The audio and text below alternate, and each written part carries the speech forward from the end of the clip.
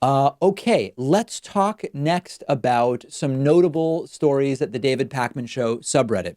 The David Pakman Show subreddit now has more than 16,000 of our viewers and listeners subscribed. You can discuss topics from the show or other topics of political interest with other viewers and listeners. There are moderators. Things are kept under control. Don't worry about trolling. davidpakman.com/Reddit is the place. One discussion I wanted to address was posted this morning, or a few days ago, actually, not this morning. And the question is, will David endorse or at least disclose the candidate he supports? A caller today asked who David would vote for if the primary were today, and he responded with either Bernie or Warren. But will David make either a formal endorsement or at least an official announcement of who he intends to vote for? So I've gotten a lot of emails from people who say they want me to disclose, to make an endorsement soon, and others who say, David, you've made clear that you are a Bernie Warren guy. It doesn't really make sense to throw in who you're going to vote for at this early stage. It's better for you to just keep reporting on policy and whatever. Here's my plan. I am going to tell you who I support in the primary here in the state of Massachusetts. Now, I want to be transparent.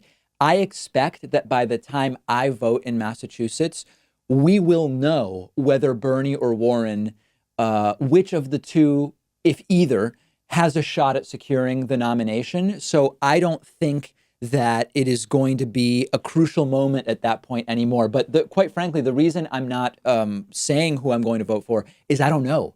I'm a Bernie Warren guy. There are lots of reasons why I am more in line with Bernie than Elizabeth Warren.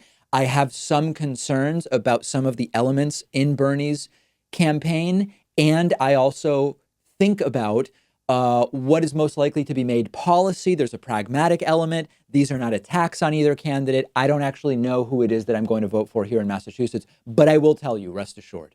Another post from the David Pakman Show subreddit. Dave Rubin, I am now pro-life. Yeah, so there's a cultural critic and arbiter of ideas named Dave Rubin who interviews people from all over the political spectrum, mostly right-wingers. And he has talked about how he didn't leave the left left him, but his views have actually been changing. And the latest in this evolution is that he now says that he is no longer an atheist. And I saw a video where he said he's still mostly secular, but believes there's something bigger. And it seemed like a way to basically ride the fence so that you don't have to, in a completely embarrassing way, say my view has changed 180 degrees, which for a 40-year-old to have that kind of awakening is odd, is to say the least. But he claims he's had it fine. He's found a way to ride the fence, which is to say he's still mostly secular, but he now believes that there is something bigger. And it seems like it'll kind of placate the right-wing religious folks that increasingly follow him. And so the prediction here from this user on our subreddit is Dave Rubin will eventually come out as pro-life and being against abortion. Wouldn't be surprised. If it'd be funnier if he came out and said he was no longer gay. That actually would be more of an awakening. But I don't expect that to happen. And I would not be shocked if he comes out and says he is now pro-life. Also from the David Pakman Show subreddit, Pete Buttigieg releases a list of McKinsey clients, and that list includes Blue Cross Blue Shield of Michigan and the Department of Defense. So listen, I've already said that Pete Buttigieg is not a progressive. He's really a Biden centrist. That's what he is. He's not been hiding it. His views on campaign finance reform are not particularly progressive. We had video of that for you earlier this week. I think that it's perfectly fine to say part of Pete Buttigieg not being a progressive is that he once consulted for the Department of Defense. What is less progressive than that? Or for an insurance company?